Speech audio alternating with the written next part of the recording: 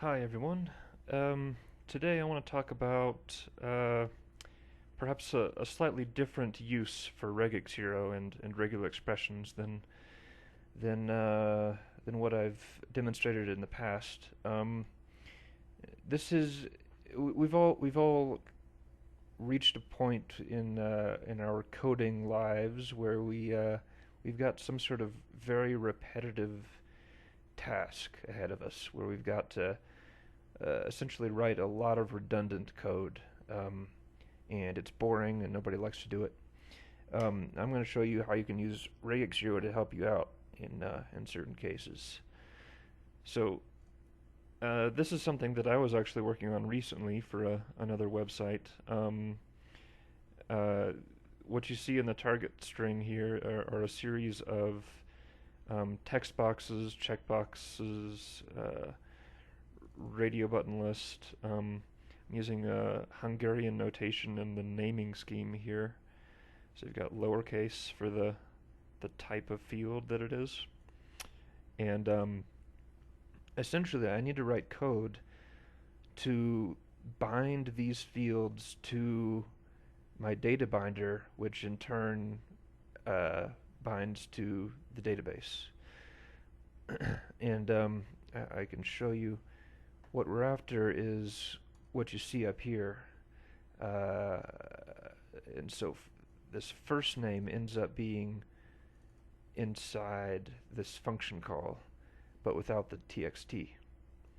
Um, so we can do all of that with Regex Hero, and I'll demonstrate how. We're going to switch over to replace, and so we need to match a couple groups. So let's try A through Z all lowercase one or more times, right? Then the second group should be just all word characters one or more times. And okay, so that should be putting that in one group and that in another. We can test that out. String 1, 2, and sure enough, this ends up being duplicated down here, which is good. Okay, so we want to do dot binding item, dot binding object equals current website app response by ID questions dot to,